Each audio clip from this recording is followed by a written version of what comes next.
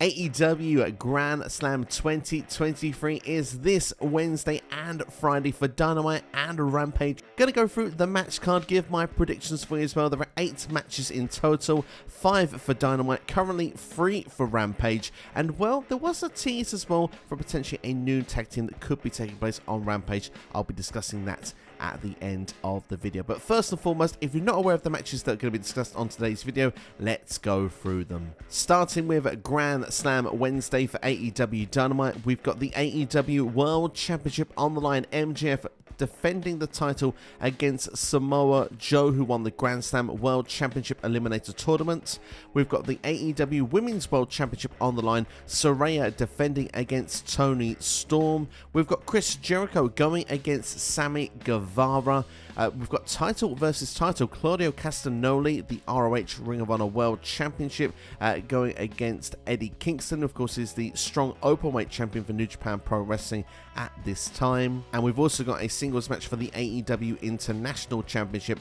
Jon Moxley defending against Fenix. Going on to the Rampage side of things, we've got Christian Cage, Father of the Year, with Luchasaurus, the TNT Champion, going against Darby Allin and Sting. We've got the ROH World 6-Man Tag Team Championships. We've got the Mogul Embassy of Brian Cage, along with the Gates of Agony, going against the Elites, this Matt Jackson and Nick Jackson, the Young Bucks, and Hangman Adam Page. And of course, we've got the AEW World Trios Championships on the line as well, the Acclaimed going against the Dark Order. So that's the lineup there for you. Let's start then with AEW Dynamite for Grand Slam, and let's talk about Jon Moxley defending the International Championship against Fenix. Of course, Jon Moxley did take Fenix out on storylines anyway, out of Stadium Stampede, and of course stopped Fenix from being a part of Allin in Wembley. Of course, we do know the real reasons, I believe, were visa issues for Fenix, why he couldn't be there. But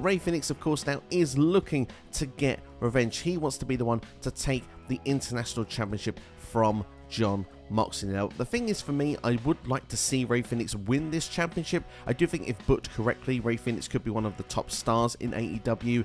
Certainly, you know, his in-ring style is unbelievable. But you don't always get the revenge you want, especially when you're going against Jon Moxley, one of the top guys in AEW. Mr. Reliable as well when it comes to All Elite Wrestling. It seems to be whenever someone is injured or someone is fired or someone is having a brawl backstage somewhere, Jon Moxley can just fill in on TV, either as a world champion or in this case main eventing All Out, winning the International Championship. He only won this championship just over a couple of weeks ago. He's defended the championship already multiple times. This could be a sign that he could drop the championship early. However, I don't see it happening yet. I think it's going to be a banger match between the two, but I see Jon Moxley retaining the International Championship. Next, let's talk about title versus title. The Ring of Honor World Championship on the line, of course, from Claudio Castagnoli, and of course the strong Openweight Championship from Eddie Kingston. Of course, the New Japan Championship on the line here as well. The history with Claudio and Eddie Kingston is well documented in AEW. These two do not like each other, and of course, this is taking place in the Arthur Ashe Stadium in New York City. This is Eddie Kingston's stomping ground. The crowd are going to be fully on side with Eddie Kingston. If there is a time where Eddie can finally beat Claudio, now is the time. Of course, these two did face for the Ring of Honor World Championship earlier this year. I believe that was on WrestleMania weekend, if I'm not mistaken. And of course, Eddie Kingston didn't get the job done there. There was a tag team match just recently at All Out, and I was very surprised to see that Claudio just simply pinned Eddie Kingston with an uppercut. Shows how good the uppercuts are from Claudio. At the same time, I thought it made more sense for Eddie Kingston to earn himself that opportunity. But saying that, Eddie Kingston can't get the job done, and he can't let it go. For me, looking at it, he is willing to put the championship on the line. That means the most to him. He's always been a big fan of Japanese wrestling as well, so to hold this championship he's got right now from New Japan is a really big deal to Eddie Kingston. So I do feel like this is going to be very personal. I feel it's going to be very emotional driven. Like I say, this is in New York as well. Everybody is going to be on side wanting Eddie Kingston to do it. If Kingston doesn't do it here, he's never going to do it. It has been billed as the last match between these two. For me personally, this is the right time for Eddie Kingston to have his moment. Always the nearly man when it comes to these scenarios in, well, pretty much every promotion he's been in, but certainly with All Elite Wrestling. I want to see Eddie Kingston get that big win a world championship. I want to see him as Ring of Honor World Champion. I think we're going to get that on AEW Grand Slam this upcoming week. Eddie Kingston finally having his moment in New York, in Arthur Ashe Stadium, and I think the place is going to go bananas, to quote Gorilla Monsoon. Next, let's talk about the AEW Women's World Championship. Saraya, of course, debuted at All In last year. She's the champion this year, defending against Toni Storm, of course, who was the champion last year at the Arthur Ashe Stadium. I'm absolutely loving the character change of Toni Storm. Everything has crumbled around her since losing the AEW Women's World Championship, and I think we are starting to see some of the best character work in AEW's women's division probably ever. I'm really enjoying Toni Storm's direction. She maximizes every second she gets on the camera, and to be fair, I kind of want to see the misery continue. The only thing I would say, Saraya's only just won the championship, so it does feel it would be a bit soon for her to drop the title. It has been a slight hot potato as of late as well, the fact that Shida defeated Toni Storm to win this championship, only to hold it for a few short weeks to go to Saraya. I do believe Saraya will also be a short-term champion. I do wonder if Ruby Soho gets involved in this match, whether that perhaps causes friction with Saraya and Ruby after this could be interesting, but I want to see Toni Storm lose this match. I think Saraya should retain. However, I do think Toni Storm will regain that championship further down the line when this new character is fully established going forward, and we can see Toni just completely mock the rest of this division, and then she can hold that championship until Jamie Hayter eventually does return, and then we can conclude the rivalry that was set when Jamie Hayter was put on the shelf. But as a final prediction for this show, I will go for Saraya, but I wouldn't be surprised if Toni was to win either. I just think we've got more room to work with pretty much Toni losing matches and just seeing how bad it can get. Next, let's talk about Chris Jericho going against Sammy Guevara. These two have been, well, on the same page since day one. Chris Jericho even highlighting the show that made Jericho want Sammy Guevara to be a part of All Elite Wrestling. Of course, NWA 70 was the place he spotted Sammy Guevara. And of course, from day one, when they started Dynamite, Sammy Guevara was part of the inner circle of Chris Jericho. They then continued having their budding friendship through the JAS. There has been times where Guevara's tried to break through and go out on his own, and he's had some moderate success. He's actually been a multiple-time TNT champion, and of course as well, he's actually competed for the AEW World Championship earlier this year at Double or Nothing, of course in the Four Pillars Fatal 4-Way. However, he's never really been able to get out of Chris Jericho's shadow, and Jericho has said earlier this summer, if you want to get to that next level, you're kind of now going to have to do it without me. Chris Jericho kind of disbanding what was the JAS at the time, although these two have remained friends, and Guevara was in the corner of Chris Jericho when there was problems with Don Callis, of course, going into Wembley's All-In show where Chris Jericho would face Will Ospreay. It seems to have gone quietly into the background. Don Callis has gone up to Sammy Guevara once, but Guevara's shown zero interest in being a part or a partnership with Don Callis. I do wonder if that could be something that could go on further down the line. However, we're going to look at this show, the here and the now. These are two friends that are going in wanting to give their best to see who the better man is. I do think jealousy is going to strike the wrestler that does lose this match. I could see a beatdown going to further the angle, if you will, after this match is concluded, which makes this match kind of difficult to decide who will win, because who should be that babyface moving forward? Jericho's been heel for most of his time in AEW so far. It could be nice to freshen things up with him as the babyface. It felt like as well that was the direction we were going. I do feel Sammy Guevara does his best work as a heel. However, I do feel that his moveset does resemble work of a babyface a lot of the time, his high-flying aspect, and I do think he can wow a crowd, and if he can just get the right thing that can connect with an audience, Sammy Guevara could possibly be a top babyface in All Elite Wrestling. For me, it makes most sense for Sammy to win this match, because I think Jericho could get jealous, and I think that way we see the beatdown after the match. I think if Guevara was to be the one that would turn heel, which certainly could happen, I would like to see him with Don Callis. I'd like to see that partnership and budding, bromance grow. But we have also seen Callis go along the side of Daniel Garcia, a former JAS member also. So could Garcia be a factor in this match also, which could lead to Sammy Guevara getting the victory? I'm going for Sammy to pick up the win in this match. There's certainly many ways it could go down. I'd like to know what you think will happen in the comments below. But I think Sammy picks up the win, and I think if I had to make a final prediction, I have a feeling that maybe it's Garcia that gets involved, but I wouldn't be so upset if we did see just a natural beatdown angle at the end of this match, just to further on the feud and have a proper blow-off match, a personal blood rivalry at Full Gear, which takes place in November. Last but not least, on the Dynamite side, we've got the World Championship on the line. MJF going against Samoa Joe, who of course won the World Title Eliminator Tournament, defeating Roderick Strong in the final. In just a few short weeks, these guys have had to build this match. They've done an incredible job. Of course, Maxwell Jacob Freeman has been feeling his neck for quite a while.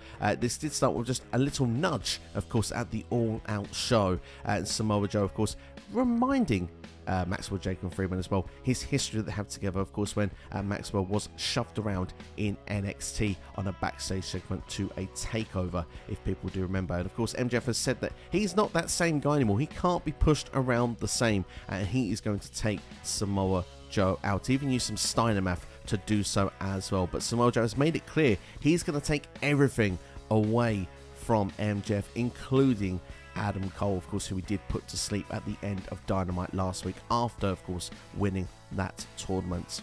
For me, in one way, I'd really like to see Samoa Joe win the championship. I just think he's on a real hot streak right now. Since the Collision has started and since the build we've had with the program with CM Punk, how he's been booked through this tournament, Samoa Joe for me is on a real roll in AEW, and I'd like to see that momentum continue. The reason I also feel this way is that I think it could be interesting if MJF was to have a problem with his neck. He could be off TV for a short time, which of course would actually anger him probably for once. It'd be nice to have the time off, he'd like that, but to not be the world champion I think would annoy him. But if Adam Cole could win that title in the meantime, that would be interesting, because what would MJF do when he was to come back to action? Would he want to, support his friend like Adam Cole has supported him but wanted to win the world title? Or does MJF go back to his old ways? Or does it come to a point that Adam Cole is so desperate to keep that championship that he's willing to throw that friendship away? I just think that could be the real fun twist we could see with Better Than You Baby as a long-term direction.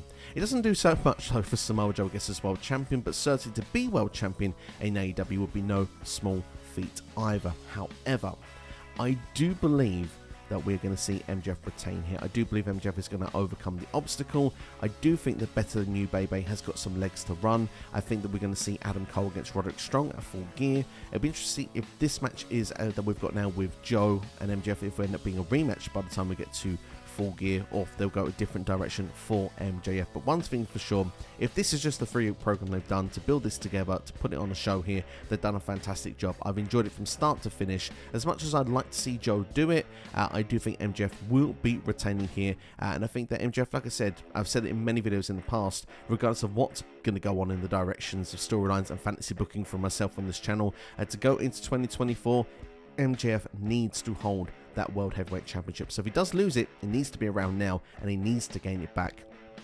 If the contract isn't signed, then that's when I think we can have a real fun storyline on our hands in AEW. So for me personally, that's why I will say also I think MJF retains. Last prediction I'm going to make on the Dynamite side of things, because the Arthur Ashe Stadium is one of AEW's arguably biggest Dynamites of the year. Usually like to have big debuts. I mentioned about Saraya debuting at the show last year. Could there be a chance that we get a debut this year? Adam Copeland, Edge. I'm just going to throw the idea out there because, well, he hasn't re-signed with WWE yet. We keep seeing things on the dirt sheets of how that Edge is not part of the internal roster, that we could see Edge being a part of AEW. So let's see. Let's put a prediction out there. Let's say that Edge, aka Adam Copeland, debuts at this Arthur Ashe Stadium show. Let's say that MJF retains that championship and then is confronted by Adam Copeland afterwards. Does this lead then to perhaps say, who knows, a dream match, maybe a Wrestle Dream? Perhaps maybe could be a place that, Adam Copeland could make his debut, because let's be fair, name value alone, I think it would definitely sell tickets, and I think it would get pay-per-view buy rates. So it'd be interesting to see how he would be brought in if he was to come in. But it just feels like with this Wrestle Dream, it's obviously done with Inoki and a tribute to him, but obviously they want to put as many dream matches and dream case scenarios as possible. So to give us someone we don't expect to see on the roster and a big free agent name in the meantime at that, I'd like to see it happen. So let's see if it will happen. Do you want to see Adam Copeland debut at Arthur Ashe Stadium for AEW Grand Slam this Wednesday on Dynamite? Let me know in the comments below right now. I'm going to link that in with a Rampage, because Christian Cage did say that he didn't have his regular tag team partner, which is why he lost at All In. Remember, Adam Copeland was his regular tag team partner, but he'll be wrestling on Rampage, so I don't see Adam Copeland making his debut on Rampage. It's going to be Christian Cage and Luchasaurus going against Darby Allin and Sting. Now, we've not seen Sting since All In, so if you want to get a bit of fantasy booking of where I thought that may go, let's just roll with that. Otherwise, you're probably thinking, why are you mentioning Adam Copeland with this? It would have been interesting if Sting had been taken out and then Darby Allin was without a partner, and then says, well, you know, you didn't have your regular partner before, well, maybe you still don't have your regular partner because I have him, and we could have had Darby Allin and Adam Copeland, aka Edge, against Christian and Luchasaurus. That's something I would have liked to have seen. However, as I said, I don't think Edge debuts on Rampage. That just feels not the right move, if you ask my personal opinion. However, I think the tag team match of Darby Allin and Sting versus Christian Cage and Luchasaurus sounds like a lot of fun. Darby Allin has not had the luck right now when it comes to Christian Cage and Luchasaurus, but Darby Allin and Sting are undefeated as a tag team. So this is very interesting, and I'm quite looking forward to the prospect of this tag team match. I do feel in a way that Darby and Sting probably will pick up the victory because they don't lose as a team, and I do feel that Christian Cage then has a reason to perhaps maybe tell Luchasaurus he has to defend the title again against Darby Allin. It doesn't feel that program's finished after All Out, so that seems to make the most sense to me. However, if there was a team that were to put away Darby Allin and Sting right now, Christian Cage and Luchasaurus could just beat the pair, because Luchasaurus is seemingly an unstoppable monster at this moment. But I will go with Darby and Sting, because I think that Darby will get another chance at that TNT Championship. We've got the Ring of Honor World Tag Team Championships on the line. We've got the Gates of Agony and Brian Cage, the Mogul Embassy, of course, with Prince Nana taking on Hangman Adam Page and the Young Bucks. For me, obviously this is building up here for Hangman Adam Page against Swerve Strickland. It would make sense for Strickland to get involved here and cost the babyfaces a chance of winning those ROH 6-man Tag Team Championships. However, I'm going to think business over storyline here, because Ring of Honor doesn't really get enough eyes on its product. So for me, I would say it'd actually make more sense here for Hangman Adam Page and the Young Bucks to win those championships. The fact that they do odd appearances, it feels, across the board at the moment when it comes to AEW programming. They're having this match on Rampage, for example. I don't think they're above the idea of going and doing a few matches in Ring of Honor. And I think it would bring more people to go and watch those shows as well. So I'm going to go for a business move here, and I'm going to say Hangman Adam Page and the Young Bucks win, because on paper, they are the team that should be winning this match. Last match that's advertised then at the time of recording, we've got the Acclaimed versus the Dark Order for the AEW Trios Tag Team Championships. Going to keep this one short and sweet. Should be a great match, but the Acclaimed are going to be retaining. They've got custom made championships, and they've only just brought them in since All In. It would be very silly for the Acclaimed to lose those championships this soon into their run, especially, like I say, with custom made belts. I can see them being a long-term Trios champions in AEW, so I expect the Acclaimed here will retain. Now, I did mention at the start of the video there was something teased, but it's not actually listed on Wikipedia, but Orange Cassidy and Hook did tease having a tag team match, which I felt commentary suggested would be at Grand Slam. So I'm not sure if it's going to be on the Dynamite Rampage or if I just misheard it and it'll be on Collision. Either way, I'll quickly give my take, because Hook, of course, is from the area. It would make sense for Hook to be perhaps maybe on the Rampage show. He was last year, and of course, you know, it's a 2-hour Rampage, so then there's going to need to be more than 3 matches on that show. I like the dynamic they've got, but it could end up being a similar thing to Jungle Hook, where we see someone turn on somebody. Orange Cassidy as a heel could be interesting though, because Cassidy has been a champion, or was a champion, for well over 320 days. So to now not have a championship, miss it, to get some feelings. The guy that was always a whatever and nothing mattered to now things mattering, I think could be a really interesting dynamic for his character moving forward, and we could see a very different Orange Cassidy in All Elite Wrestling. Would he actually go for Hook and the FTW Championship? Time will tell. He saw Jungle Boy try it, did see him succeed for a while. Maybe sees Hook as someone who could be vulnerable, and maybe, just maybe, Orange Cassidy could be a lot of fun to watch in FTW style championship matches. So for me, I'm hoping that's actually where it's going to lead to. However, if we do see Cassidy and Hook as a team at this particular moment, whoever they'll be facing, they will be winning. There's my predictions then for AEW Grand Slam. If you've enjoyed the video, make sure to like it, share with a friend, and subscribe as well. It takes a couple of seconds to do, and it helps out the channel massively. Drop your comments in the comments below as well, your predictions for the show. Who do you think is going to be winning and losing at AEW Grand Slam? And if you can't get enough content on the channel, then check out these videos on the side of your screen right now. Thanks for watching, enjoy Grand Slam, and I'll see you for the next video.